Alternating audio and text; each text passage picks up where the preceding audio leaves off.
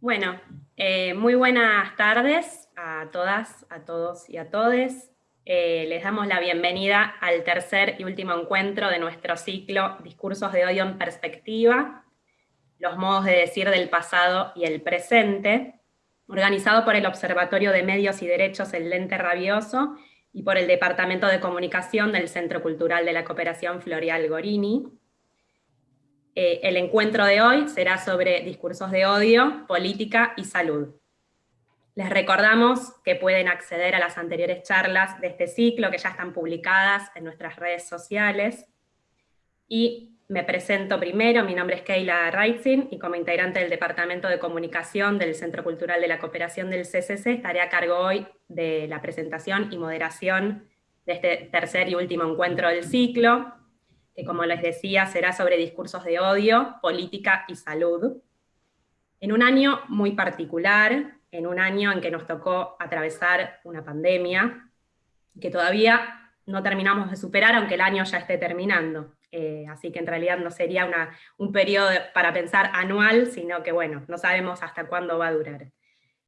Antes de presentar a nuestras invitadas y a nuestro invitado, quiero proponerles un pequeño viaje en el tiempo. Voy a compartir una imagen solo por unos segundos. A ver, acá. Para que recordemos, ¿la ven ahí? ¿Me confirman? Para que recordemos esta foto, ¿no? De las portadas de todos los diarios, o al menos los principales de Argentina, con el hashtag Somos Responsables, y la consigna al virus lo frenamos entre todos, viralicemos la responsabilidad. Eso fue el 19 de marzo de 2020, la pandemia recién se había declarado hace muy poco, y este tipo de consignas, este tipo de discursos no eran solo una cuestión que estaba apareciendo en los medios tradicionales, en los diarios, sino que eran discursos, consignas e ideas que estaban circulando en general, ¿no? También estaban los hashtags en redes sociales de me quedo en casa, quédate en casa, somos responsables. Era la época en la que salíamos a los balcones a las 9 de la noche a aplaudir a los trabajadores de la salud. Era la época en la que esperábamos casi todos ansiosos y ansiosas las conferencias de prensa con filminas, las conferencias de prensa con políticos de diverso signo. Y la verdad es que en ese momento la pandemia era ante todo un problema sanitario, y la cuarentena era casi una cuestión nacional, que no se ponía tanto en duda. Claro que desde ese mismo comienzo también estuvieron presentes, no solo en Argentina, sino a nivel global, la preocupación por la desinformación, se habló mucho del concepto de infodemia, la propagación de teorías conspirativas, los discursos anticiencia, las fake news y los discursos de odio también. Pero todos estos fenómenos, la verdad es que fueron asumiendo diversos niveles de intensidad, de alcance, de influencia y de visibilidad a medida que fue transcurriendo el año. Ya estamos casi a fines de este 2020 histórico, y la propuesta para hoy es que conversemos y reflexionemos sobre el cruce entre la política, la salud y los llamados discursos de odio, y para eso contamos con la presencia de las docentes e investigadoras Yanina Lois, Paula Aguilar, María Teresa Poccioni y el docente e investigador Ezequiel Ipar. Les cuento que la propuesta es que cada uno y cada vez haga una breve exposición de 10 minutos aproximadamente, para que después pasemos a un intercambio. Y vamos a empezar por Yanina Lois, que la presento. Yanina es licenciada en Comunicación por la Universidad de Buenos Aires, doctora en Sociología por IDAES UNSAM y magíster en Política, Sociedad y Género por Flaxo. Se especializa en temas de comunicación y salud, género y comunicación organizacional. En sus trabajos, Yanina Lois se ha interesado por las políticas sociosanitarias y los temas relativos al discurso médico y científico. Es profesora e investigadora de la Facultad de Ciencias Sociales de la UBA y del Instituto de Ciencias de la Salud de la Universidad Nacional Arturo Jauretche. Y coordina el Departamento de Comunicación del Centro Cultural de la Cooperación. Bienvenida, Yanina, te escuchamos. Me silencio, así te doy la palabra. Bueno, muchas gracias, Keila, muy linda la introducción, muy potente. Voy a ir a mi documento, solo la aclaración de que son algunas ideas para compartir, como decíamos recién. Cuesta mucho pensar estos procesos tan complejos, tan potentes y que nos interpelan tan fuertemente también en nuestras subjetividades, en nuestras propias vivencias, así que la idea son esto, como poner en consideración algunas cuestiones. Bueno, ahí como comentaba Keila, comenzamos este año, digamos, cuando comienza formalmente el año, que siempre es en marzo, con esta cuestión de la pandemia, este evento público extraordinario y novedoso en términos de los tiempos, de las historias personales de cada uno y de cada una. Es un momento de gran conmoción individual y colectiva, de gran dramatismo también. Podemos decir que es la primera pandemia en tiempos de redes sociales, teletrabajo y telemedicina, y que ocurre en medio de una situación compleja en términos sanitarios, económicos y políticos, no solo de nuestro país, que justo estaba viviendo una transición política, digamos, de cambio de gobierno, sino también en términos regionales y mundiales. Así que la idea de estos breves comentarios es pensar cómo se articula la política en un sentido amplio, la comunicación y la salud, y sobre todo pensando y reflexionando cómo se está narrando esta experiencia, cómo y por qué el odio se cuela, se mete e interpela algunas de estas narrativas que se van construyendo, configurando sobre la pandemia. Entonces, ¿cómo estamos relatando, cómo se está relatando y describiendo socialmente esto que se inició ahí un poco con lo que mostraba Keila? ¿Cómo se lo está poniendo en palabras y cómo una serie de discursos de odio que pueden ser más o menos explícitos, aunque en las últimas semanas vemos que son muy explícitos, más o menos articulados, más o menos manifiestos, se van entramando con la situación de incertidumbre, aislamiento, distanciamiento, desazón y perplejidad que nos trae la pandemia. ¿Cómo es que estas vivencias, que son siempre situadas e históricas, se organizan en relatos y en narrativas en los cuales en muchos casos el racismo, el clasismo, el sexismo y otros modos de estigmatizar, encuentran en eso formas de dar sentido a estas vivencias. Yo también había pensado ahí hacer un muy breve también repaso de las agendas que se fueron organizando públicamente en estos meses, como vimos este gran consenso comunicacional de las tapas de diarios con un hashtag similar, y eso también fue acompañado de una gran legitimidad por las medidas que se tomaron, sobre todo por las medidas de aislamiento social. Poco a poco, como sucedió también históricamente frente a otras epidemias y con la extensión de la pandemia sobre todo, comienzan a aparecer significados en disputas y la cuestión de salud se encadena, se entrama con otras cuestiones. Y ahí aparecen estas cuestiones de economía versus salud, infectadura, todas las discusiones respecto de la angustia individual, la apelación a la libertad, entre otras posibles. Entonces, por ahí lo que podemos pensar es que las epidemias, las pandemias, en este caso, ponen a las sociedades frente a su relación con la enfermedad y con la salud. Y como vemos, como fuimos viendo, hablar de coronavirus no es solo hablar de un virus, no es solo hablar de un virus nuevo que pone en jaque las formas de vivir que tenía la sociedad. Ahí me gustaría tomar algunas cuestiones que propone Diego Armus, que es un historiador argentino que trabaja mucho sobre la historia de las políticas de salud, de las enfermedades, y él dice que ante las epidemias o ante las pandemias hay algo así como una dramaturgia que organiza los relatos. organiza los relatos en actos o escenas en términos así como teatrales, podríamos decirlo. Que hay un momento inicial donde el virus aparece y genera este problema, esta tensión, este conflicto dramático. Después se van desencadenando los diferentes sucesos para su resolución, y cuando llega el desenlace, que es que la pandemia o epidemia es controlada, esto pasa a ser un suceso del pasado, digo, ya se ubica en un lugar que es de algo que ya pasó.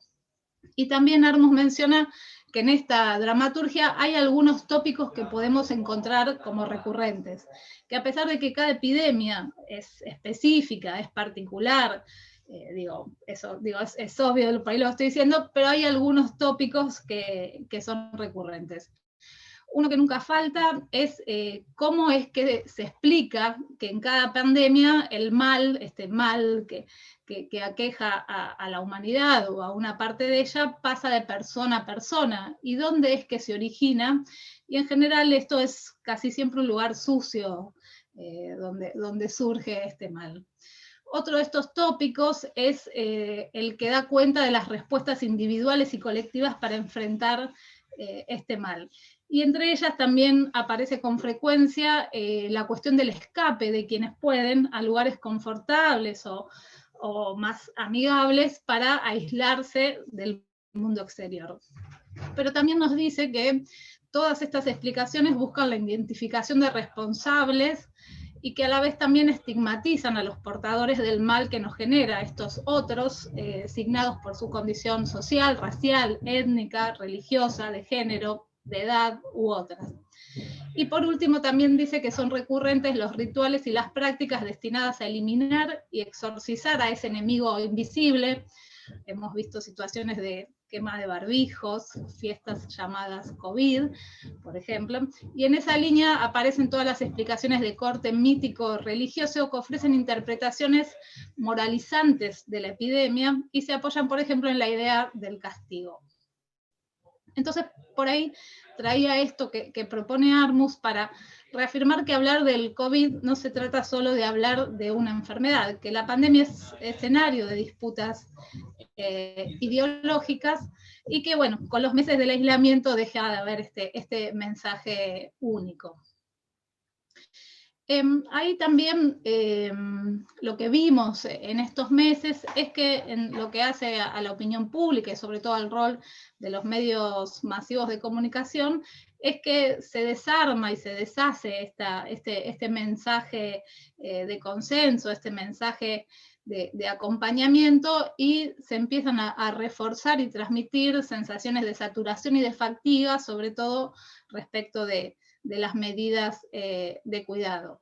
Desde el punto de vista de las percepciones de las personas, los estudios que se llegaron a hacer aún en este año, también muestran una distancia respecto de las prácticas que cada uno o cada una hace, digamos, hay como un reconocimiento, o por lo menos se explicita y se dice que se cumplen con las medidas de cuidado, pero que se considera que los demás no lo hacen. Es decir, hay una distancia entre la percepción de las propias prácticas o conductas respecto de los cuidados y lo que se dice de lo que hacen los otros y las otras.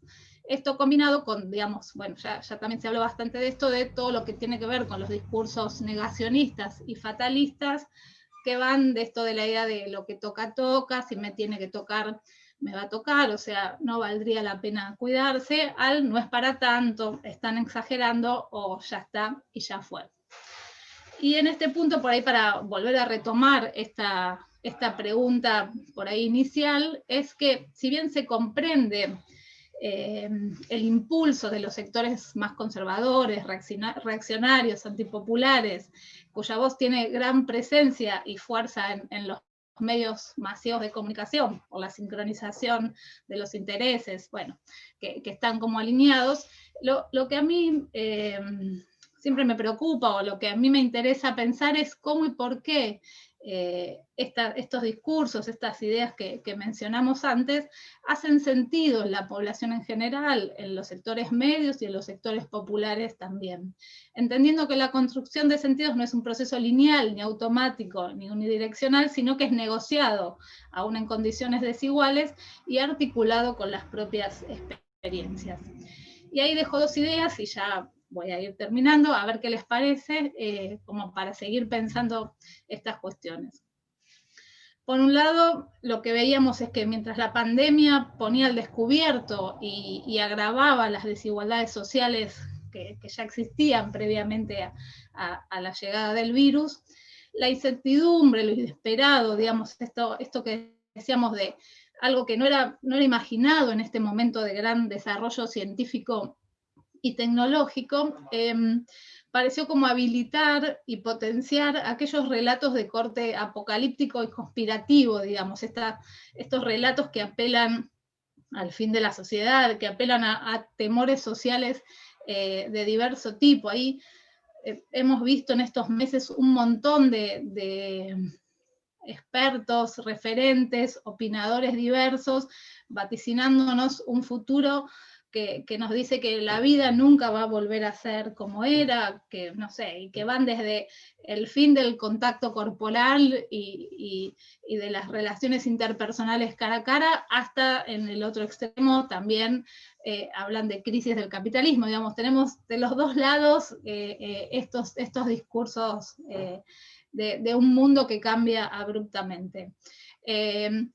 Lo que vemos que son mensajes muy apurados, digamos, muy impulsivos, donde sobre todo, y esto es una cuestión que solemos conversar mucho entre comunicadores y comunicadoras, es la recurrencia asociada a estos mensajes apocalípticos y conspirativos de la apelación a las cuestiones bélicas, a todo lo que tiene que ver con las metáforas y los mensajes bélicos. Ahí yo quisiera detenerme solo un instante en esta cuestión de las metáforas y los mensajes bélicos que suelen ya ser históricos a la hora de narrar y de dar cuenta de la lucha de la humanidad, de las sociedades frente a estos enemigos invisibles que son los virus y las bacterias, y de las cuales es necesario defenderse.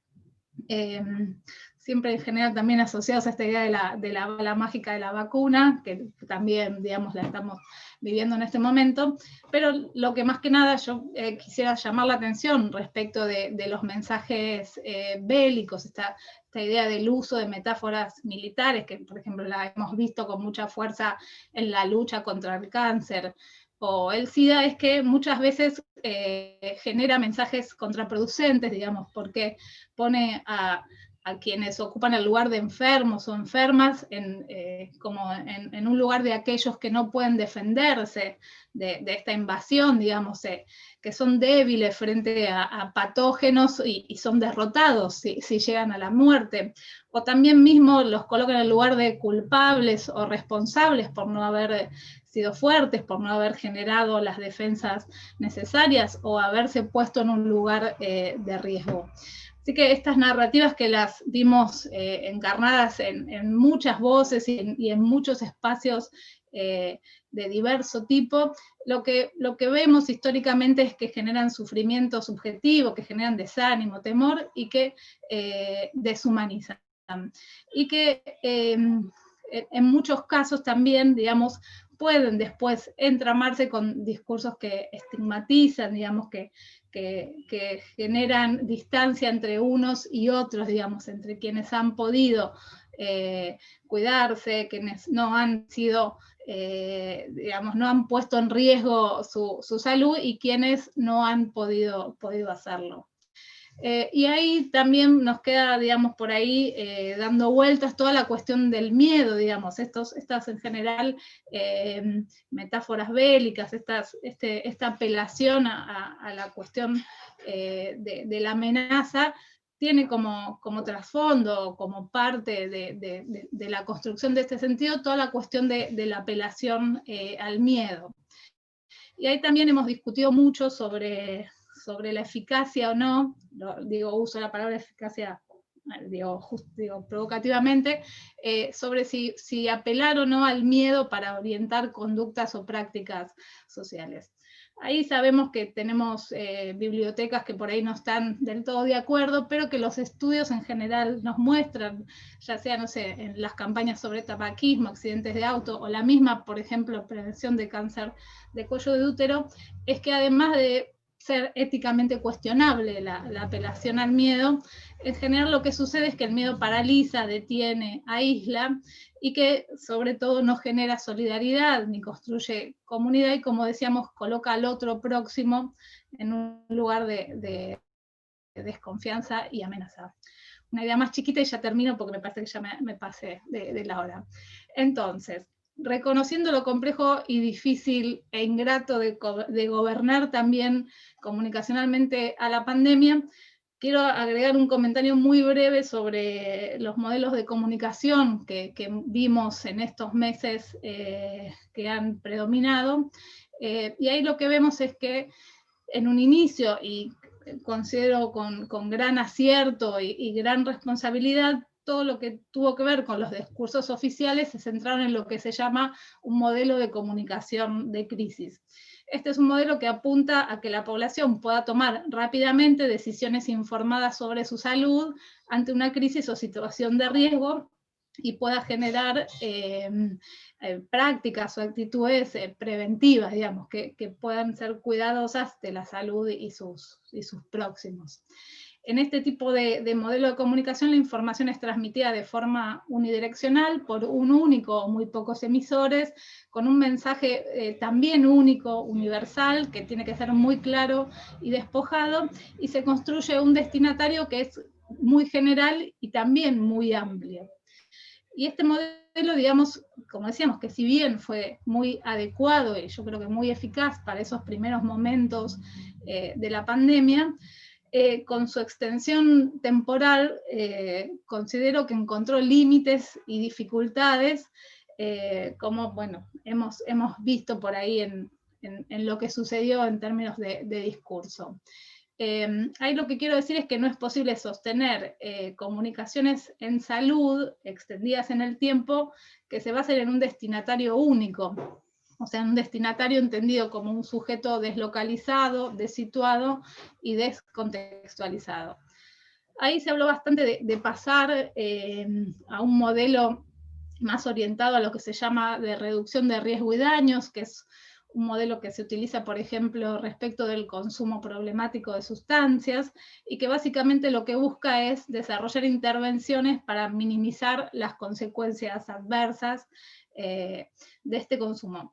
Es un modelo que se opone a estas miradas más punitivistas o prohibicionistas respecto de las prácticas de las personas en función de su salud, digamos, y que lo que busca es que la política comunicacional no solo incluya lo que hace a los comportamientos de sujetos y grupos, sino también considere la dimensión estructural, digamos, estructural en términos económicos y políticos, y la dimensión cultural. Creo que ahí tenemos uno de los nudos de lo que tenemos que pensar, tenemos que seguir pensando. Y por ahí, como idea para dejar, es que tal vez la insistencia en un modelo de comunicación lineal y unidireccional, como es el que se caracteriza en una comunicación de crisis, pudo haber hecho retroceder las tramas comunitarias y abrir espacio fértil para la aparición de discursos estigmatizantes. Lo que quiero decir es que puede haber obturado, justamente en un contexto de aislamiento y alta regulación de la vida social, el surgimiento de narrativas y relatos sobre la pandemia de tipo comunitario. Y eso, digamos, como contraparte, reforzó los órdenes simbólicos hegemónicos, sobre todo aquellos que moralizan, digamos, estos discursos moralizantes respecto de las prácticas de la salud, que como sabemos se sostienen muchas veces en el individualismo, la meritocracia, la antipolítica, y que se entraman fuertemente con los discursos de odio. Bueno, esas son las ideas, creo que me pasé un poco, como no tenía la cámara ni siquiera veía, así que bueno, nada, si me pasé, perdón, y dejo la palabra. No te preocupes, venimos bien igual. Ya después, muy interesante, después habrá momento para algunas preguntas e intercambio. Ahora vamos a seguir con nuestro segundo invitado, Ezequiel Ipar. Ezequiel Ipar es sociólogo por la UBA, doctor en Ciencias Sociales, también por la Universidad de Buenos Aires, y doctor en Filosofía por la Universidad de San Pablo. Es investigador independiente del CONICET y profesor en el área de Teoría Sociológica en la Universidad de Buenos Aires. Actualmente dirige el Grupo de Estudios Críticos sobre Ideologías y Democracia, GESID, que se dedica a estudiar algunos de los principales dilemas culturales y políticos que enfrentan las democracias contemporáneas en la actual fase del capitalismo. Hola Ezequiel, bienvenido. Buenas tardes. Bueno, gracias por la invitación. Bueno, Yanina dijo un montón de cosas que nos hacen abreviar y tal vez ir como nos permiten focalizarnos. Yo me focalizaría entonces en dos puntos.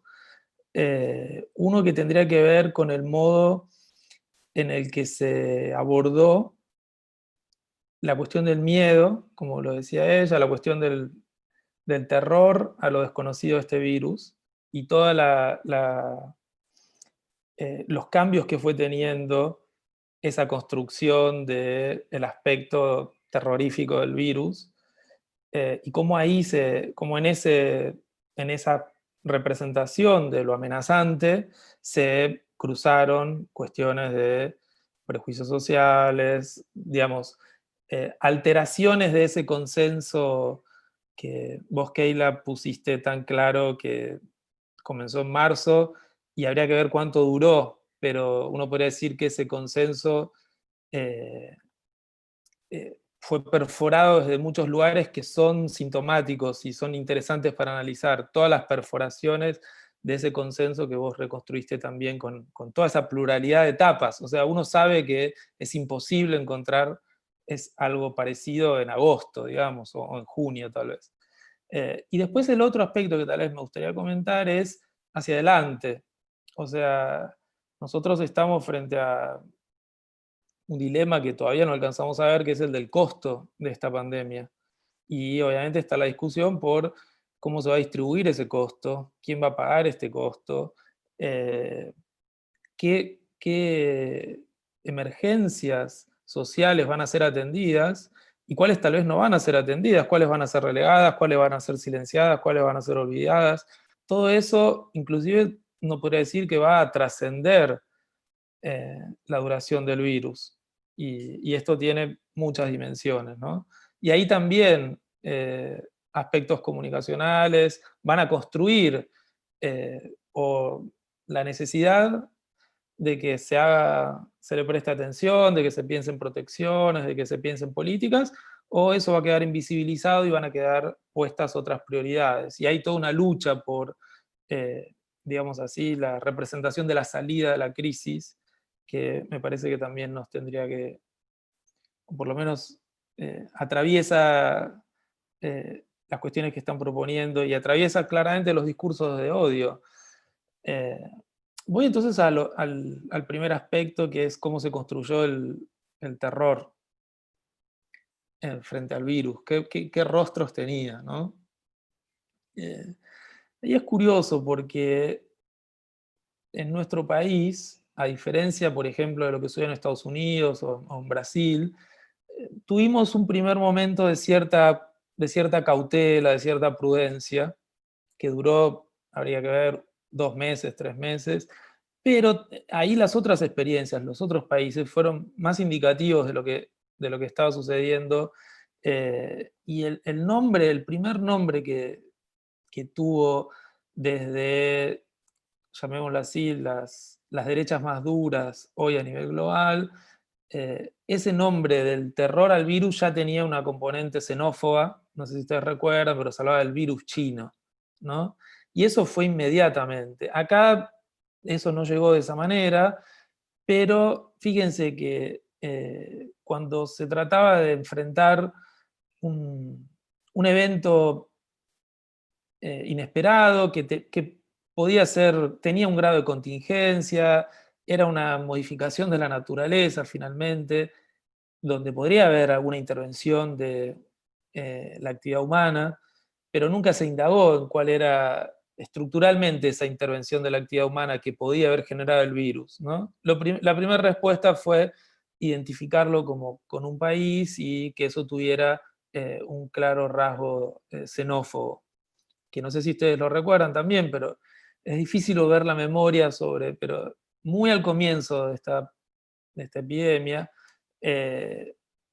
a ciudadanos que tenían rasgos orientales en distintas partes del mundo, se los persiguió, se los agredió, hubieron casos de violencia, y eso quedó latente por ahí. Bueno, digo, esa imagen de algo terrorífico que nos asedia es relativamente desconocido y hay que construir como una personificación, después se fue digamos, como sobredeterminando con muchas otras representaciones que tenían esta carga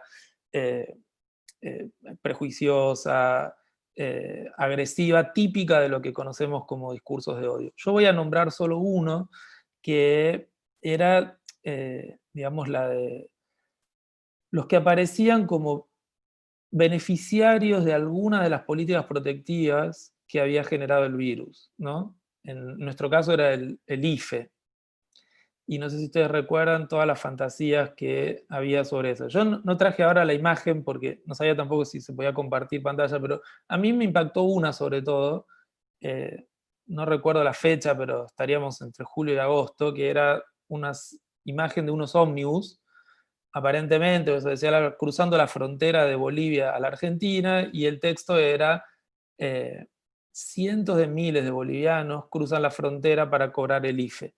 Y ahí se volvía a cruzar todo, no sé si lo recuerdan, porque por un lado, en ese caso, según recuerdo, Bolivia tenía más infectados que la Argentina, entonces traen el virus, o sea, cruzan la frontera y traen el virus, y ahí estaba la representación, lo que faltaba, ¿de dónde sale este virus? Bueno, le habían puesto ese rostro y tenía claramente esa forma de la xenofobia. A eso se le agregaba obviamente el racismo.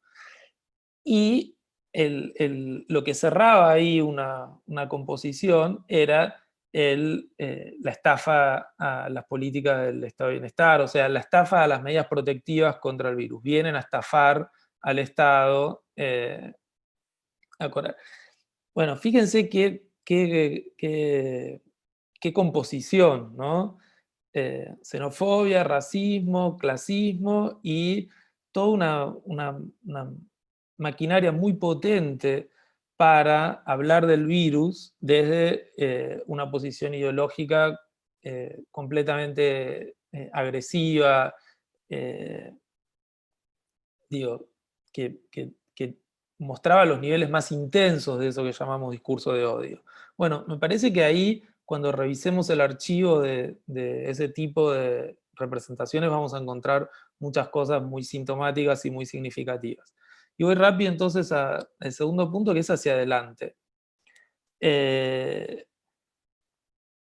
¿Cómo se construyen las prioridades de la salida? ¿Cómo se construyen las prioridades?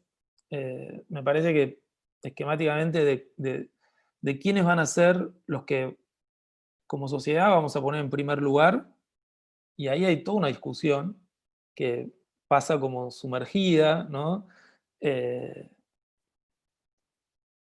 Los intereses económicos están muy activos en este momento, tratando de mostrar que llegó el momento de dinamizar la economía y que los incentivos tienen que ser a través de facilitar inversiones, etcétera, etcétera, etcétera. Digamos, hay como una invisibilización del rastro de lo que dejó esta crisis social, ¿no? Como si solo se tratara de volver a prender la máquina de la economía y esa máquina va a devolvernos entonces va a reparar el daño de la crisis social.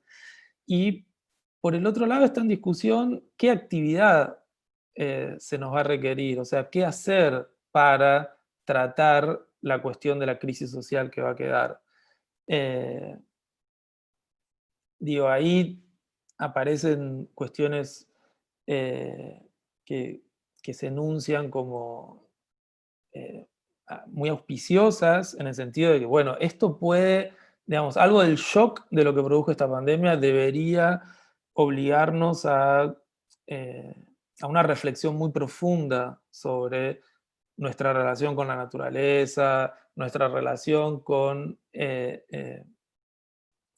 una cierta cuestión del el cuidado del medio ambiente, los animales, las lógicas productivas asociadas a nuestras formas de consumir animales, por ejemplo. Y mi duda es dónde va a quedar esa reflexión que durante el tiempo de la pandemia parecía que estaba creciendo, y eso tiene que ver con el quehacer. Me parece que ahí hay un terreno muy fértil para el año próximo de volver digamos, a meternos en el drama que vivimos para hacer esa reflexión, digamos, que implica cuestiones muy estructurales de nuestro modo de vida, nuestros estilos de consumo, etcétera, etcétera. Y del otro lado, lo que uno ve es más bien una tendencia al olvido de esa preocupación sobre qué hacer hacia adelante, y lo que vemos en el mejor de los casos son las medidas, llamémosle así, sistémicas de reparación de daños, ¿no? Efectivamente ahí está el tema de la vacuna, de la política sanitaria, que también va a implicar una serie de discusiones. Por ejemplo, vamos a tener, y tal vez con esto cierro, pero la discusión de cómo ejercer, cómo ordenar la campaña de la vacunación. Y en cada tema, en cada detalle de la política sanitaria podría haber una instancia para reflexionar de, bueno, cómo veníamos hasta acá y por qué entonces hacemos una discusión geopolítica antes de aplicarnos una vacuna, por ejemplo. O sea, por qué la solidaridad hacia los adultos mayores se encuentra siempre rápidamente en muchos límites y nunca se termina de esclarecer. Hay muchas cosas que quedan como en una zona de indeterminación, ¿no? Se habla de población vulnerable, pero no termina de quedar claro, bueno, cuál va a ser el compromiso que vamos a asumir, cuál va a ser el compromiso intergeneracional también. Todo eso parece más bien como estar debilitándose. Me parece que es como un gran desafío, como si dijéramos, no olvidar tan rápido todo lo que nos va a dejar la pandemia, no olvidar la tragedia que atravesamos, y bueno, ahí lo otro de los discursos de odio sería reflexionar sobre otras modalidades de nuestra vida social y nuestra frágil vida democrática para pensar salidas de esta crisis social que nos dejó la pandemia. Bueno, gracias. Gracias a vos. Seguimos con nuestra tercera invitada y después, bueno, intentaremos charlar un poco sobre estas cuestiones que abrió Ezequiel en torno a cómo seguir hacia adelante. Paula Lucía Aguilar, es doctora en Ciencias Sociales por la Universidad de Buenos Aires, profesora y licenciada en Sociología de la misma universidad, investigadora adjunta del CONICET, integrante del Grupo de Estudios sobre Política Social y Condiciones de Trabajo, con sede en el Instituto de Investigaciones Gino Germani. Su línea de trabajo es sobre la relación entre cuestión social y domesticidad con perspectiva histórica. Hola, Paula. Hola, buenas tardes. Voy a leer un textito que preparé, bueno, tratando de cruzar algunos de los ejes sobre los que venimos conversando, y la cuestión doméstica, que estuvo bastante en el núcleo de las preocupaciones. Y la pregunta era esa, ¿no? ¿Cómo pensar la asociación entre domesticidad y los discursos de odio? Sobre todo porque la propia figura del hogar se asocia con refugio, calidez, resguardo, privacidad, intimidad, y en este 2020 las interpelaciones a estar en casa se multiplicaron, no solo por parte de las políticas públicas y de mitigación sanitaria o del riesgo sanitario, sino también de la profusa circulación de mensajes publicitarios de todo tipo de bienes y servicios para el hogar, que captaron y expandieron rápidamente algunos lugares comunes de la experiencia burguesa, de clase media, cabe decirlo, de la nueva normalidad. Así que es un año donde las imágenes domésticas circulan por doquier. Históricamente los feminismos han advertido sobre la condición histórico-social de la constitución de esa domesticidad deseable, o entendida como deseable, y sus efectos en la organización de la vida social. También sobre las múltiples formas de violencia que en esos hogares suceden y que constituyen una emergencia en sí misma, hablando de las agendas de urgencias y de futuro, ¿no? El hogar no preexiste a las prácticas y a los discursos que lo moldean, y la modernidad capitalista ha insistido laboriosamente en el trazado de las fronteras materiales y simbólicas de lo doméstico. Esos bordes, entre el adentro y el afuera, porosos, se sostienen a través de una infinidad de rituales cotidianos que garantizan la reproducción de la vida. Las tareas de limpieza, mantenimiento, preparación de alimentos, cuidados de niñeces y también de adultos dependientes, se intensificaron y se complejizaron durante estos meses. Tal como indican las encuestas de uso del tiempo y otros estudios, son llevadas a cabo primordialmente por mujeres, no solo adultas, sino también niñas y adolescentes. En este contexto, un sector de la fuerza de trabajo contó con la posibilidad técnica del teletrabajo y pudo evitar en alguna medida los desplazamientos para continuar con su actividad laboral.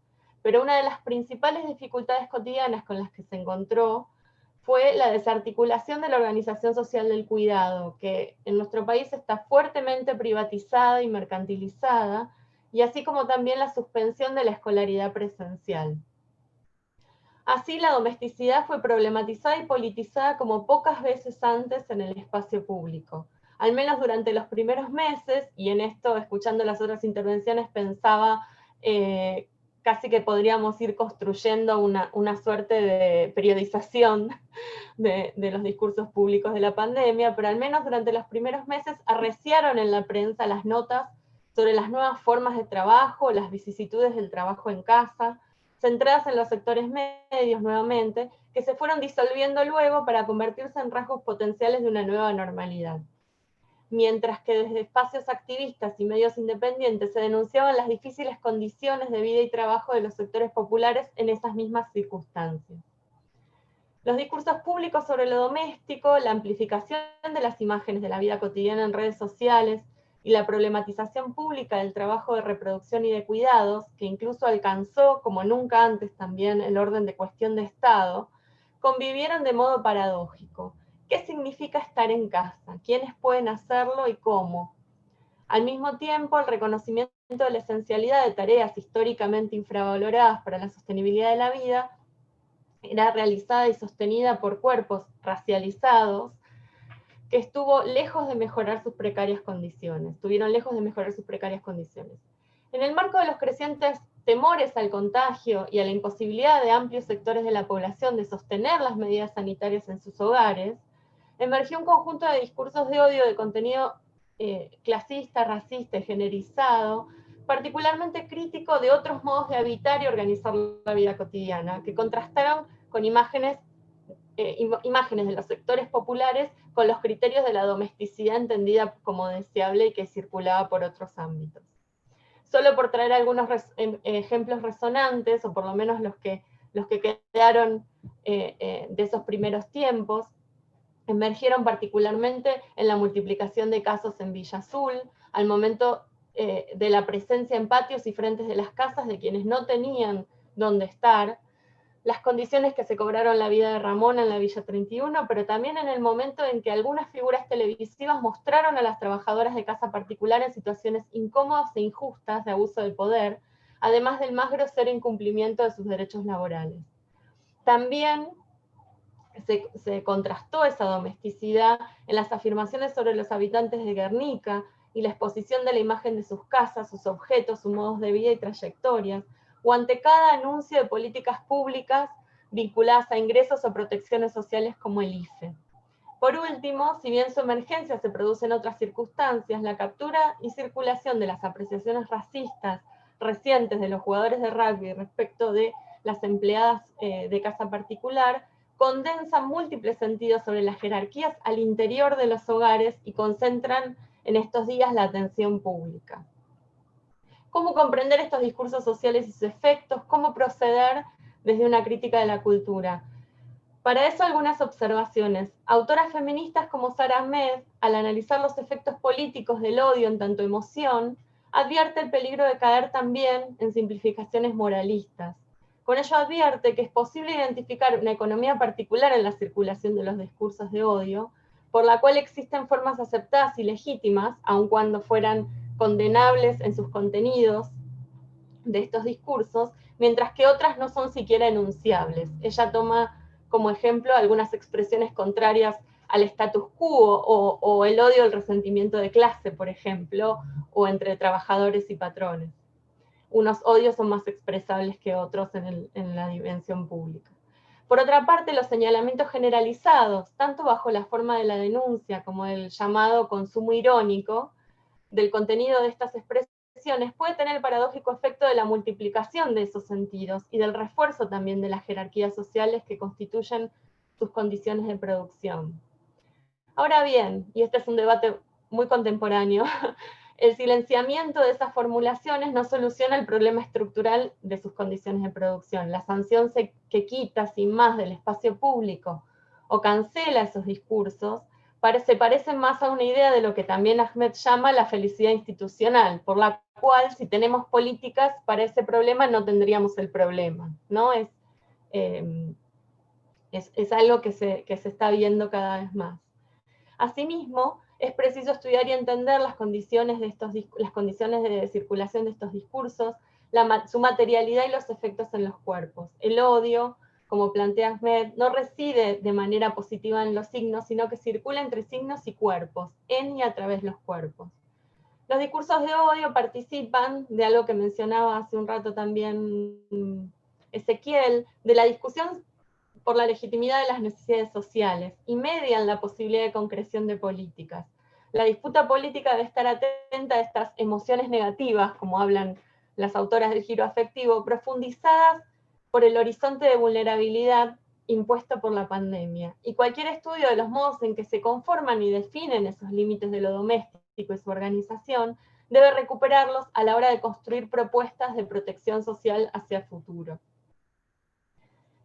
Bueno, eso, algunas notas, digamos, para pensar estos discursos que salieron y esta politización y al mismo tiempo puesta en el foco público del ámbito de lo doméstico, que es un fenómeno que también encontró en los movimientos sociales y en cierta praxis que se venía dando sus lenguajes, ¿no? Muchas autoras cuando empezó la pandemia decían, bueno, se está pudiendo problematizar lo doméstico porque estaban los lenguajes políticos a disposición para que la discusión pública los recupere. Siempre me pareció muy interesante eso, ¿no? Que es también una especificidad de este tiempo. Y eso, bueno, seguimos conversando. Muchas gracias, Paula. Y bueno, seguimos con nuestra cuarta y última invitada y después sí ya podemos reflexionar en conjunto y hacernos algunas preguntas juntos y juntas. María Teresa Poccioni. María Teresa Poccioni es comunicadora social, especialista en comunicación y salud. Es la vicedirectora a cargo del Instituto de Ciencias de la Salud de la Universidad Nacional Arturo Jauretche y es profesora e investigadora de esa misma universidad y de la Universidad Nacional de La Plata. Bienvenida, María Teresa. te paso la palabra. Bueno, muchas gracias, Keila. Un gusto compartir con todos y todas este espacio. Bueno, esto de ser la última en hablar es complicado, porque han dicho ya tantas cosas que yo ya iba tachando, creo que voy a apelar a decir algo que por ahí pueda llegar a ser un poquito diferente a lo que han estado planteando quienes me precedieron en el uso de la palabra.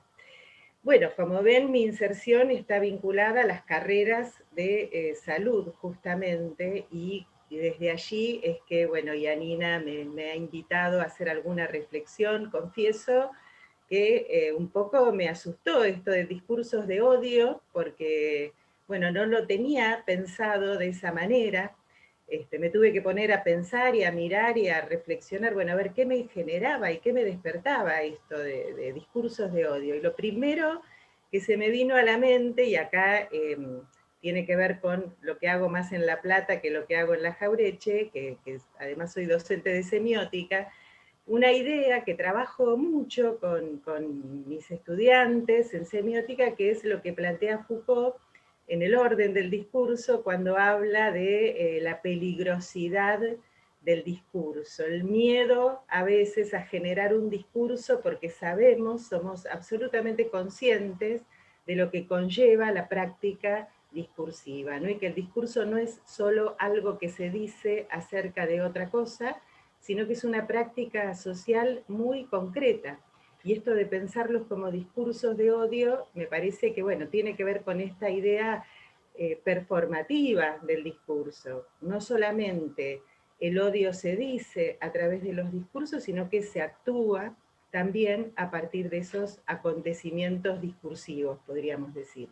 Y lo pensaba en el campo de la atención de la salud, y enseguida también me vino a la mente y lo relacioné con cómo desde el propio campo institucionalizado, vamos a decir, de la salud, esta cuestión de los discursos que comenzaron a circular en la sociedad a partir de la pandemia también fue un motivo de preocupación. Todos sabemos cómo la OMS enseguida rápidamente acuñó esto de la infodemia para hablar de las noticias falsas o de la gran cantidad de información que estaba dando vuelta, pero también porque se empezó a percibir esta manera, ¿no?, de estigmatizar a determinados sectores o de generar a través de determinados discursos situaciones que tenían intereses muy concretos, intereses vinculados también con, bueno, cómo se gestionó políticamente o económicamente la pandemia, y también tenía que ver con esto que ya estuvo circulando aquí, que lo planteaban Yanina, Ezequiel y también Paula, que tiene que ver con qué cosas nos encontramos en este contexto y ante la declaración de la pandemia, esta incertidumbre, este temor, todo lo que se fue generando en la sociedad frente a algo desconocido y teniendo un lugar predominante, podríamos decir, como protagonistas principales de esta película, a los equipos de salud, a los profesionales y las profesionales de salud. Médicos, médicas, enfermeros, enfermeras. Bueno, Keila al principio decía los aplausos a las 9, bueno, quizás eso, yo vivo en La Plata, acá tanto no hemos vivido eso, por ahí fue más en Cava, en Ciudad de Buenos Aires, pero sí hubo como un momento en el cual aparecían esas imágenes de superhéroes o de personas que nos iban a proteger y que nos iban a cuidar y que nos iban a salvar. Creo que al igual que la multiplicidad de etapas iguales en marzo, también duró poco esto de los superhéroes, por suerte también, porque tampoco era un lugar bueno ubicar ahí al personal de salud en ese lugar de superhéroes y de salvadores de la humanidad, por varias cuestiones, pero bueno, Yani sonríe, Yanina, porque sabe perfectamente cómo luchamos en La Jaureche y en otros espacios frente a lo que se considera el modelo médico hegemónico y que de alguna manera también está puesta en la centralidad de la escena y con esas características de superhéroes, también estaba reforzando justamente un modelo, una concepción de salud que no es justamente una concepción a la que abonamos, por lo menos desde nuestros lugares de trabajo institucionales vinculados a salud. De ahí entonces que, bueno, pensé, ¿qué pasó ahí? ¿Cuál fue el momento? No sabemos. ¿En qué momento de ser superhéroes pasaron a ser aquellos vecinos que nos podían enfermar? Yo quería compartirles, tengo unas imágenes para compartir con ustedes que me parece que son significativas y son interesantes mientras las voy buscando, porque tienen que ver un poco con esto, ¿no? ¿En qué momento, cómo puede ser que de ser endiosados y puestos en el centro de la escena, de pronto empezaron a aparecer este tipo de informaciones, ¿no? Y por tomar solo algunas, porque cuando uno empieza a mirar hay muchísimas. Bueno, otra víctima de la discriminación y una enfermera a la cual sus vecinos le dijeron: sabemos que sos enfermera, váyanse del barrio, vos y tu hija, nos van a contagiar a todos. Amenazas a un médico contagiado de Pergamino, ¿no? Se contagió en un hospital porteño, fue diagnosticado cuando estaba de vuelta en casa, está siendo hostigado en las redes. O bullying contra los médicos, ¿no? Y acá, junto con los aplausos de las 9 de la noche y actitudes y exigencias discriminatorias en edificios de viviendas y negocios. Y esos carteles que vimos que andaban circulando también en algunos edificios, aparecían: si sos médico, enfermero, farmacéutico, trabajador en salud, andate, nos vas a contagiar, ¿no? Esta idea que planteaban de ese temor del virus que nos contagia, que llevó al INADI a hacer una campaña muy fuerte con la idea de que el virus no discrimina, por lo tanto no discriminemos nosotros, y donde, bueno, también se pone como en primer plano esta idea de cómo a partir, y acá terminan las imágenes, cómo a partir de la pandemia hay un cruce entre discursos de odio que tenían que ver con este racismo, con esta homofobia que describían anteriormente Yanina, Ezequiel, pero que ahora se empiezan a cruzar también con esta idea de, bueno, ¿quién es el peligroso? ¿Quién es el que me puede contagiar? ¿Quién es el que me va a enfermar? Y cómo cierro filas frente a eso, ¿no? Quizás todavía uno podría pensar hasta quizás peor, en el sentido de que ahora todos estamos atravesados por la misma peligrosidad, ¿no? Porque, bueno, es tremendo cuando hay discursos de odio basados en racismo, en cuestiones religiosas o en motivos, pero uno dice son grupos contra grupos. Ahora, ¿qué pasa cuando todos estamos dentro del mismo grupo? Se busca un grupo específico, como creo yo que fue sucediendo también acá, con esta idea de, bueno, ¿quién es el que más podría llegar a enfermarnos, a infectarnos, a traernos el virus? Bueno, el que está cotidianamente en trato directo con pacientes, con enfermos. Cosa que en realidad es todo lo contrario. Porque si hay un lugar donde se cuida y se preserva que no haya contagio, es en los hospitales, en los centros de salud. Y uno podría decir, es más fácil enfermarse yendo al supermercado que yendo a atenderse a un consultorio o a un hospital, ¿no? Es mucho más fácil entrar al supermercado y que alguien te contagie. Entonces, por un lado, me puse a mirar esto de los discursos de odio centrado en cómo se van construyendo y entendiendo también acá que en realidad lo que tendríamos que indagar es, bueno, ¿cuáles son esas condiciones de circulación del discurso, pero de producción y circulación, entendiendo también acá esta idea de Foucaultiana de pensar que, bueno, que todos los discursos que surgen en un momento dado de una sociedad determinada tienen que ver con condiciones específicas que se dan en un momento histórico y en una sociedad, y que habilita que surjan algunos discursos, pero que no surjan otros.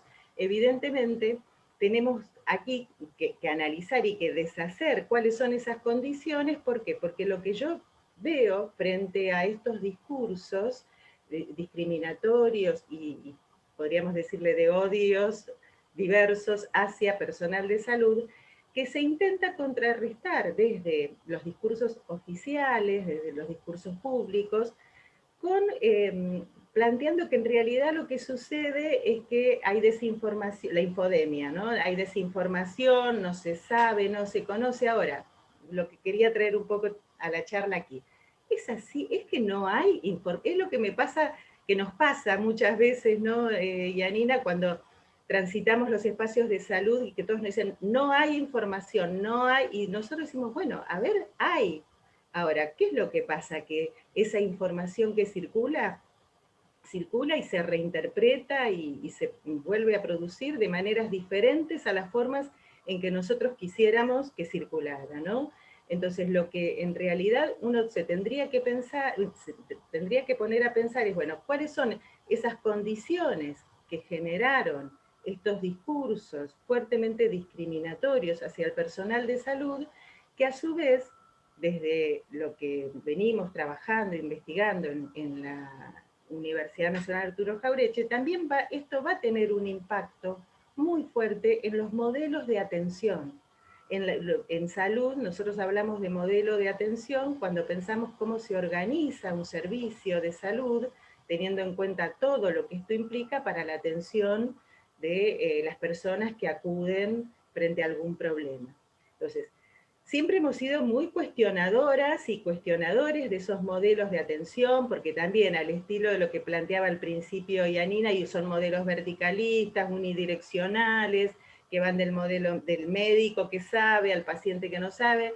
Bueno, de pronto irrumpe la pandemia con toda esta fuerte carga, que por un lado hace o que sean superhéroes o que sean supercontagiadores, ¿no? Aquellos que nos van a contagiar coronavirus y que por lo tanto tengo que evitarlos. Y en el medio, lo que hay que repensar y replantear, y venimos trabajando desde el campo de salud, de la atención de la salud, es, bueno, ¿qué nuevos modelos de atención van a surgir en relación a esto?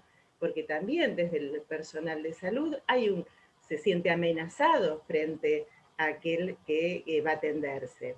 Entonces, ustedes habrán visto un montón de imágenes de profesionales de la salud que tienen el barbijo, la máscara protectora, bueno, algunos ficticios porque han puesto imágenes que parece que fueran a la luna, astronautas, y no es así tampoco, pero bueno, la idea esta de la protección frente a los pacientes, tenemos esa mirada hacia un lado, ¿no? Esas formaciones imaginarias que hacen que uno y otro se vean como amenazas. Entonces, bueno, evidentemente, así como el cuidado doméstico y las lógicas políticas y las lógicas comunicacionales se van a tener que replantear y que repensar en nuevos escenarios que nos deje la pandemia, que no serán en absoluto de ningún tipo de normalidad, también va a haber que replantear y que repensar cómo van a quedar estos modelos de atención, cómo se va a lograr romper con estos temores, estos miedos, y que obviamente, también coincido con lo que se ha planteado antes, no se va a resolver ni siquiera con la vacuna que tanto se está esperando. Así que bueno, frente a todo lo que había pensado hablar, me pareció que ir bien concreto al punto de pensar estos modelos de atención profesionales de salud y cómo se modifica esa relación en este contexto, podía ser un aporte para que podamos ahora abrir al diálogo y al debate. Bueno, gracias. Bueno, muchas gracias, Teresa. La verdad es que tuvimos aportes desde diversas miradas, si bien se fueron retomando también entre ustedes. Muchas gracias a todas y Ezequiel. Ahora la idea es, yo tengo algunas preguntas, vamos a ver cuánto tiempo tenemos para hablar. Bueno, hay por ahí más líneas que se abrieron que el tiempo que tenemos para abordar todo. Pero en primer lugar me gustaría hacer una pregunta quizás que la puede responder quien quiera, pero tiene más que ver por ahí con lo político en sí, con el escenario político. Una pregunta que quería hacer es sobre si creen que el contexto de la pandemia brinda un marco político favorable para el crecimiento de los extremismos de derecha. Esto es algo que se estuvo hablando mucho por ahí en otros espacios, en Europa, en otros lugares, pero ¿cómo ven esto en América Latina y en Argentina en particular? Por un lado, y por otro lado, vinculado con esto mismo, que un poco creo que Ezequiel lo describió, pero la pregunta, bueno, va para todas y todos. ¿Qué desafíos creen que plantean los discursos de odio en torno a temas vinculados con la salud para los progresismos y las izquierdas, para la esfera pública, para la democracia y para nuestros sistemas políticos específicos? ¿Quién quiere responder? Yo arranco con algo breve, porque es como muy compleja la pregunta, pero se puede dar una respuesta breve, ¿no? Yo creo que esquemáticamente hay como una moneda que está en el aire. ¿Por qué? Porque en parte la pandemia trajo obligatoriamente, trajo por una cuestión muy elemental de autopreservación, autodefensa común, una orientación hacia lógicas de solidaridad. O sea, se redescubrieron horizontes de solidaridad muy elementales, ¿sí? Muy elementales, y eso, fíjense que al comienzo, si hacemos esta crónica que hoy nos cuesta hacer, pero esta periodización a la que aludía Paula, al comienzo, las derechas más duras a nivel global quedaron bastante descolocadas frente a este evento. O sea, Trump quedó descolocado, Bolsonaro quedó descolocado, Boris Johnson quedó descolocado. Después fueron encontrando el modo de reencauzarse, y acá viene como la otra cara de la moneda. Trump acaba de perder una elección, es un presidente que no logra reelegirse, y eso en Estados Unidos no es frecuente, pero también es cierto que es el expresidente, digamos, alguien que se va a la presidencia con más votos en la historia política de Estados Unidos. O sea que fue una elección relativamente pareja, y ahí hay toda una acumulación. Acaban de haber elecciones en Brasil y vieron que estamos en una geografía política brasilera donde ya hay discusiones que son entre la extrema derecha y algo que está a la derecha de la extrema derecha. Hay elecciones municipales en Brasil que se resuelven de esa manera. Entonces, ¿y qué es lo que, digamos, ideológicamente potencia esa otra cara de la moneda, para contestar tu pregunta? Y yo creo que es la discusión sobre las prioridades de la salida, las prioridades de la salida de la crisis, ¿no? O sea, y ahí, ¿por qué? Porque en la extrema derecha, esa derecha autoritaria, tiene una respuesta fácil, tiene una respuesta que no va a entrar en la complejidad de la trama social que se deshizo, no va a entrar en la complejidad de lo que traía Paula, de qué está pasando en los hogares, qué está pasando en la revolución de las formas de trabajo, lo que traía Yanina de la multiplicidad de agendas que están afectadas en el plano de la comunicación pública por este episodio histórico, o lo que decía María Teresa de los modos de tratamiento de las prácticas de salud. La respuesta que van a dar ellos es vacuna, porque eso va a estar, vacuna más aceleración de, digamos así, un neoliberalismo recargado. Vacuna más aceleración económica, y ahí el problema es que todo lo que nosotros estamos planteando aparece como un obstáculo, porque para acelerar el crecimiento económico, lo que van a venir son, bueno, probablemente un relanzar la idea de que hay que sacar las trabas de las condiciones laborales, probablemente una idea de que hay que flexibilizar, por ejemplo, el modo en el que se contrata al personal que trabaja en temas de salud, hay que quitar trabas a las regulaciones medioambientales, etc. Como decir, el argumento sería, como estamos tan mal, como tocamos un pozo tan profundo, saquemos las trabas, y en ese saquemos las trabas, y ahí la extrema, digamos, esta derecha neoliberal, autoritaria, que nosotros la conocimos, digo, también acá en Argentina, y está muy fuerte en Brasil, pero también está en Uruguay, también está en otros países. Bueno, me parece que ellos tienen ahí como una potencialidad a la que si le agregan algunas de las cosas que estábamos hablando, cuestiones muy paradójicas, pero de racismo y xenofobia, que a veces son medio transversales, inclusive en las fuerzas políticas, bueno, ahí tienen un discurso muy potente para presentarse en el espacio público político.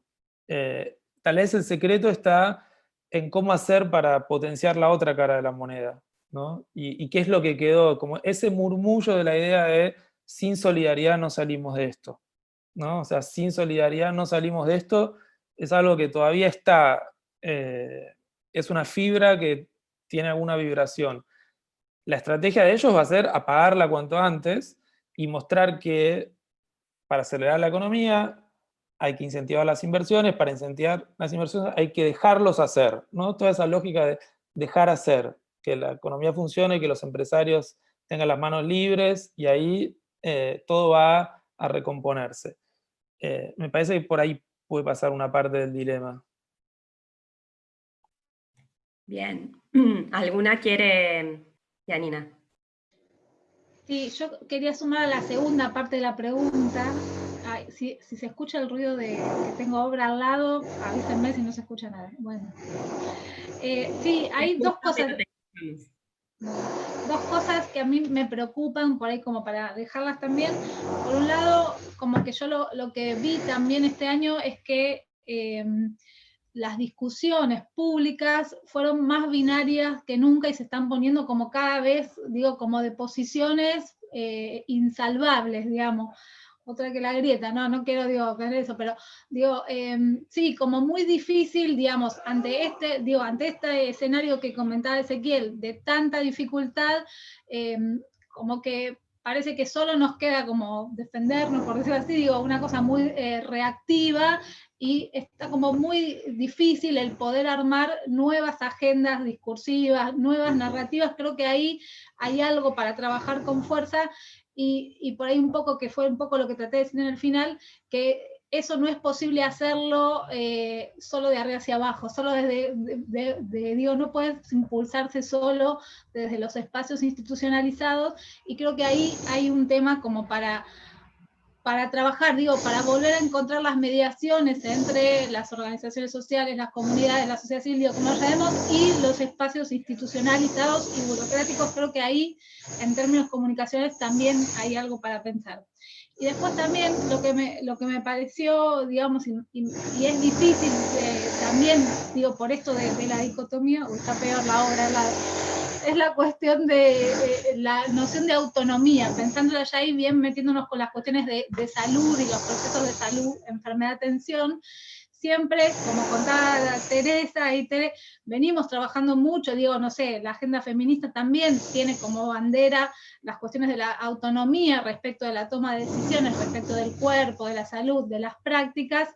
La pandemia nos pone en una situación tan difícil, tan compleja, que hubo que delegar parte de esa autonomía, y es, digamos, correcto hacerlo. Digo, me parece que fue una decisión que está bien hacerlo en un momento. Después, bueno, ¿qué hacemos con eso? Digo, y creo que también el neoliberalismo es muy hábil en tomar esas banderas también y desarmarlas, digo, hacerlas volátiles. Entonces también, con toda la apelación a la libertad, estaba un poco la cuestión de la autonomía. El movimiento antivacunas también tiene esa bandera, digo, bueno, me parece que ahí también hay otra cuestión que es compleja de trabajar en términos discursivos. No sé si Paula o Teresa quieren agregar algo sobre este punto, o seguimos con alguna otra cuestión. Bien. Yo quería agregar un punto respecto de los desafíos también del trabajo, digamos, ¿no? De cuando María Teresa decía, bueno, es más fácil contagiarse en un supermercado. Hay algunos estudios que revelaron que en un momento el foco principal de eran los espacios de comercialización concentrados y los espacios que estaban concentrando trabajadores. Y en ese punto, la invisibilización total de esos casos, ¿no? Hay casos muy paradigmáticos, donde las trabajadoras de la salud que denunciaron fueron despedidas en sanatorios privados, pero por otra parte, en uno de los casos, un sanatorio que es de los típicos de conurbano de salud laboral, con lo cual además atendía a las fábricas de alrededor. Entonces, como me parece que la reflexión sobre este tipo de seguridad y higiene en el trabajo, digamos, que requeriría una profundización, y lo mismo, pensando en el mundo del trabajo, todas las recategorizaciones del mundo del trabajo que emergieron con estas circunstancias, ¿no? ¿Qué actividades pueden parar y cuáles no? ¿Cuáles son consideradas esenciales, pero que eso no se corresponde con el reconocimiento económico de las tareas o de la regulación? Digamos, yo creo que más allá de la crisis económica y de ese impacto, también es una reconfiguración del mundo del trabajo muy profunda, que creo que los efectos los vamos a ver con el tiempo, digamos, ¿no? En algunos casos fue más inmediato, pero en otros casos la industria de la alimentación no paró nunca, y tuvieron sus contagios y tenían sus grupos de riesgo también entre los trabajadores y trabajadoras. Bueno, el conflicto que se dio intrahogares con un montón de familias que no pudieron sostener los ingresos de la trabajadora de casa particular, y las límites y alcances de esa legislación para lidiar con esas situaciones y con los espacios de discusión. Creo que incluso el IFE, y quizás ahora estoy un poco más pesimista en eso, pero en un momento hasta se llegó a imaginar una perspectiva de discusión de ingreso ciudadano a partir de la extensión del IFE, ¿no? Bueno, creo que esas dimensiones de la política de protecciones también van a estar candentes. Gracias, Paula. Por otro lado, quería preguntarles sobre, se habló de la estigmatización del personal de salud, se habló de los discursos xenófobos y racistas, la búsqueda de un enemigo, digamos, dentro de esta situación de que el virus nos iguala en cuanto a posibilidad de contraerlo, pero bueno, cómo buscar, como decía María Teresa, un grupo dentro de este gran grupo que somos la humanidad en este momento.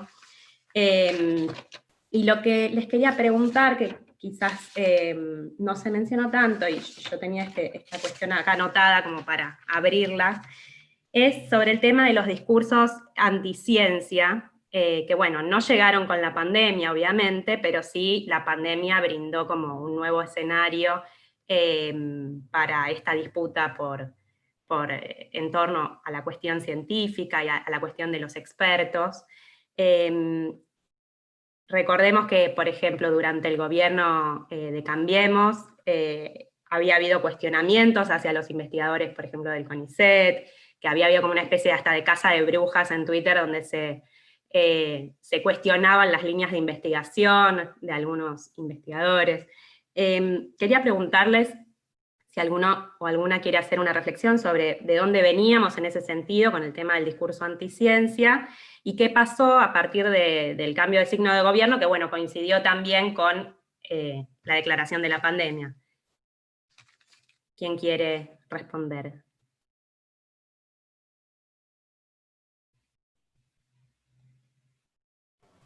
A ver, yo para romper un poco el silencio. No, me quedé pensando, no sé si voy a responder lo que vos querés que respondamos, pero me puse a pensar cuando arrancaste la introducción en esta idea de que, bueno, que en realidad siempre hubo movimiento antivacunas, siempre hubo gente que no estaba de acuerdo con determinadas cuestiones frente a la salud, ¿no? Siempre lo que hizo esta pandemia fue visibilizar también estos grupos y poner en cuestión, también ahí en esas marchas anticuarentena hubo una discusión desde los sectores sociales, algunos reducidos, pequeños, pero también hubo un plantarse frente al conocimiento científico y a lo que estaba diciendo la ciencia, incluso a desconocer a la Organización Mundial de la Salud o a las organizaciones que venían tallando fuerte con la pandemia. También situarse desde otro lugar, ¿no? Que no necesariamente tiene que ver con intereses políticos, como fue durante el gobierno anterior lo que sucedió en relación a la administración de la ciencia y quiénes debían investigar y quiénes no, sino también este cuestionamiento desde sectores sociales que evidentemente encontraron con la pandemia un espacio en el cual encontrarse entre ellos, ¿no? Reconocerse como grupo y poder hacerse visibles. Y yo creo que sobre eso, yo por lo menos todavía no tengo muy en claro cómo va a continuar ese sector, esa discusión, ya no mirada desde la política de la ciencia, sino desde esos sectores sociales que de golpe encontraron esta posibilidad de expresión. Y eso me preocupa, porque creo que es una de las cuestiones más fuertes que tendrá que encarar el gobierno una vez que todo lo demás lo tenga un poco más encaminado en términos a si aparece la vacuna, si ya se empieza la vacuna. Bueno, habrá que lidiar contra esos ámbitos que descreen absolutamente de todo lo que se hizo y lo que se está haciendo y lo que se hará desde un discurso anti-ciencia, pero desde un ámbito social, ¿no? De los discursos sociales. Y bueno, me parece, yo no tengo respuesta para eso, pero sí me parece que hay que poner la mirada en esos procesos. Gracias, Teresa. ¿Alguien más quiere hacer algún comentario sobre esto? Yo un comentario chiquito, pero también para mostrar como una paradoja, ¿no? No sé si soy exacto con la observación que voy a proponer, pero pensemos lo siguiente. Cuando la ciencia, en este caso vinculada a la salud, diagnosticó la aparición de un virus que claramente podía, por la tasa de contagiosidad y por la tasa de letalidad que en principio mostraba, tendió una alerta que detuvo la economía, ¿no? Entonces, digo, ¿se acuerdan cuando Boris Johnson dijo, bueno, la verdad que la inmunidad de rebaño no va a funcionar, hay que frenar?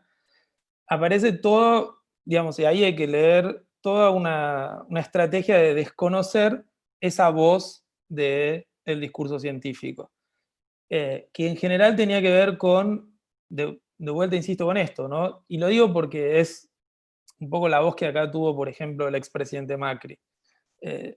Con este discurso y con estos temores y con el modo en el que crean estos temores desde el discurso científico, están bloqueando el desarrollo económico, están bloqueando la actividad económica. Ahora, pensemos en nuestro caso cuando se trata de diagnosticar efectos de pesticidas, glifosato, cosas que dañan la salud de las personas justamente por la actividad productiva, ¿no? Estos mismos sectores, digamos, que enseguida salen a decir la ciencia es tremendista, etc., sobre eso lo desconocen, lo niegan, encuentran modos de... Pongo como estos dos extremos para, digamos, ver como las tensiones, en todo caso, en las que está el discurso científico y el papel de los grandes actores económicos acá. Porque, y hasta son los mismos, porque en nuestro caso las asociaciones vinculadas a la actividad agropecuaria niegan todos los informes de la ciencia que digan que hay riesgo y avalan entonces los que dicen que con el glifosato no pasa nada, que los pesticidas son seguros, y ahí se suman a ese tipo de discurso científico y acá salían a destrozar. Entonces, me parece que el discurso científico nos mostró como la trama interna y los intereses por los que está atravesado en esta pandemia. Y bueno, también hay como grandes desafíos en construir, porque eso es algo que la ciencia siempre tuvo que hacer, construir su legitimidad social.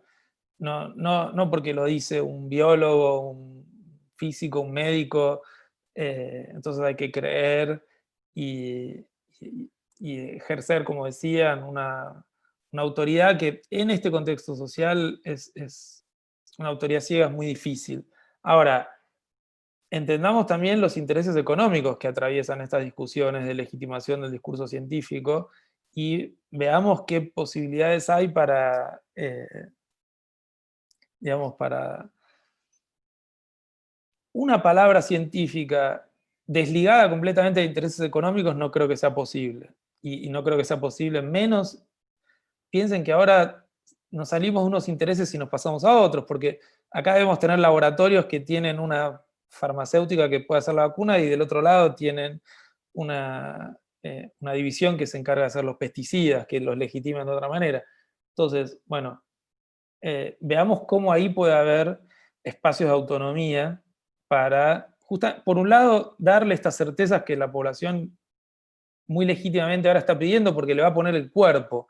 Como ahora les vamos a poner el cuerpo a las vacunas, y hay que construir esa legitimidad de ponerle el cuerpo, bueno, podríamos aprovechar también para tocar las otras cuestiones que hay muchos intereses económicos que no quieren que se toquen.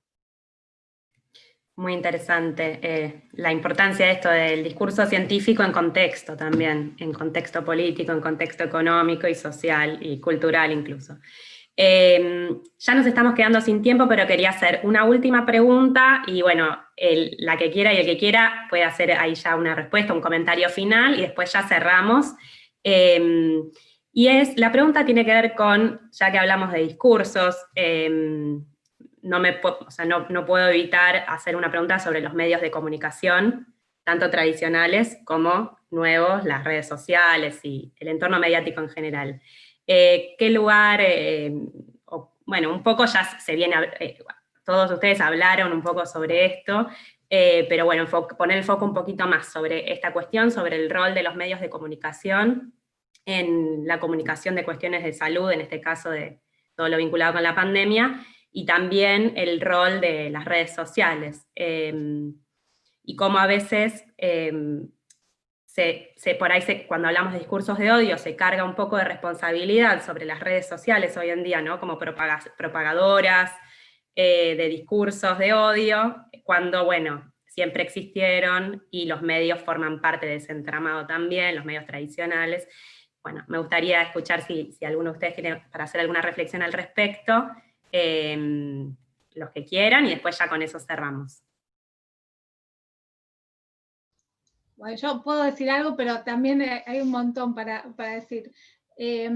Otra de las cosas que también conversamos bastante sobre la pandemia, por ahí quienes estudiamos comunicación, ahí Tere va a estar de acuerdo, en general, como es una carrera bastante nueva, siempre arrancamos las carreras, por lo menos en nuestro país, que tienen una impronta fuerte con las perspectivas más constructivistas, con las perspectivas de esto, de construcción del sentido social, siempre arrancamos con una crítica sobre todo a los modelos por ahí más funcionalistas, lineales de la comunicación. Igual durante la pandemia algunas cuestiones volvieron, por ejemplo hay toda una perspectiva que se llama de agenda setting o de cómo se construyen las agendas.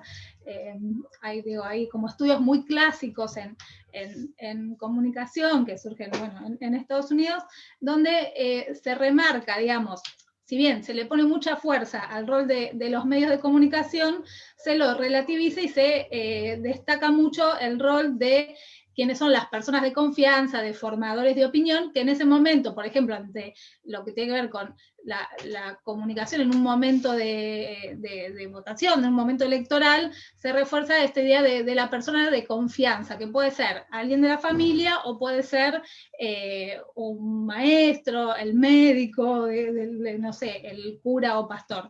Creo que con las redes sociales podemos llegar a pensar en un rearmado de la agenda setting en el sentido, digo, de estas personas con gran influencia, se llaman de hecho influencers, como aquellas voces en las que se confía. Digo, no es lo mismo que te llegue un mensaje por WhatsApp de alguien, que tenemos estallado siempre los WhatsApp, que bueno, más o menos puede difundir un mensaje no tan cierto, que te lo diga una persona cuya voz es escuchada. Ahora ya, digo, el prestigio se construye de forma diferente en nuestros tiempos. Entonces, me parece que, bueno, esto, digamos, de las voces muy escuchadas en redes sociales y el rol de redes sociales nos rearma un poco o nos vuelve a poner a pensar en estos modelos de formadores de opinión. Bueno, solo esa reflexión al respecto. Gracias, Janina. ¿Alguien más? Pensaba también en algo que circuló muchísimo en este tiempo, que es todos esos intentos casi de educación de la población en la detección de la información falsa sobre salud, ¿no? Incluso los algoritmos tratando de gestionar modos de bueno, esta información es falsa, el chequeado, y cuánta voluntad más se le va a exigir al ciudadano bien informado, digamos, de los estudios clásicos en ese sentido, ¿no? Eso, y por otro lado, respecto de lo que decía Ezequiel en la pregunta anterior, me quedé pensando también en todos los procesos de la relación hombre-naturaleza, que también están o humanidad-naturaleza, dicho en otros términos, que están problematizados a partir de la pandemia, y si vienen otras, pensando en el futuro, y si es comprobable que son efectos del modo en que, porque hay mucha de la discusión crítica sobre los modos de vida y de organización de la vida social que también que tienen esa beta, digamos, ¿no? Más allá de algunos de los procesos sociales de los que estábamos mencionando, que también relacionan, ¿no? La ciencia y la circulación del conocimiento, y la necesidad de una política científica también, ¿no? Una política científica que tome ciertas decisiones respecto de quién, qué, cómo, para qué, con qué perspectivas de futuro. Eso. Quizás me fui un poco de la pregunta, pero me parece interesante. No, está buenísimo lo que planteas. Bueno, no sé si Teresa o Ezequiel quieren hacer algún comentario, no hace falta, solo si tienen ganas. No, yo simplemente, bueno, un poco lo planteaba ahí Paula, y en relación a lo que decía Janina, que creo que también hoy otra cuestión que tenemos que estudiar y analizar es que también se han borroneado un poco las fronteras entre los medios masivos de comunicación y las redes sociales. Hay una circularidad muy grande, ¿no? De dónde empieza y dónde se replica y por dónde circula la información. Es como que ahí estamos asistiendo también a una mezcla, y en relación a esto que planteaba Janina de las fuentes confiables y de los mensajes, me acordaba que a principio de la pandemia, en los grupos de WhatsApp empezó a circular un mensaje, aquí en la ciudad de La Plata por lo menos, que se suponía que era una definición muy importante acerca del riesgo, y con la firma de una infectóloga sumamente prestigiosa, no solo en la ciudad de La Plata, sino en toda la provincia de Buenos Aires, y fue replicada por todo. Pero entonces ahí el que te la mandaba era una persona creíble, porque como la firma la tenía esta infectóloga muy conocida de la ciudad, y te lo mandaba un amigo médico, una amiga médica, porque decía fulana, entonces esto, y como nadie sabía todavía nada, como bueno, hoy todavía sabemos poco, entonces también se pone en crisis esta identificación de las fuentes, ¿no? Y de dónde buscar esa información y cómo no caer en esas trampas, que es lo más complicado. Eso nomás. Bueno, muchas gracias. Tuvimos una charla realmente con perspectivas diversas que cada uno de ustedes trajo de acuerdo a sus líneas de trabajo, que bueno, la idea era esa, era buscar una diversidad de miradas en esta cuestión de la política, la salud y los discursos de odio en este contexto de pandemia. Les agradezco mucho. desde el Departamento de Comunicación del Centro Cultural de la Cooperación, y la verdad es que hay una serie de ejes que abrimos más que cerrar, hay un montón para seguir debatiendo y reflexionando, así que invito también a quienes accedan a este video, a esta charla, a través de nuestras redes sociales, también a que, si quieren, las invitamos a comentar, a compartir, y a juntarnos cuando se pueda también, a seguir debatiendo estas cuestiones. Y bueno, no tengo mucho más para agregar, simplemente gracias nuevamente a ustedes cuatro, y espero que podamos seguir debatiendo también a futuro, porque bueno, hay mucho por seguir reflexionando. Gracias, Keila. Muchas gracias. Gracias a todos. Gracias, sí, muy lindo. Buenas tardes. Buenas Buenas tardes. tardes.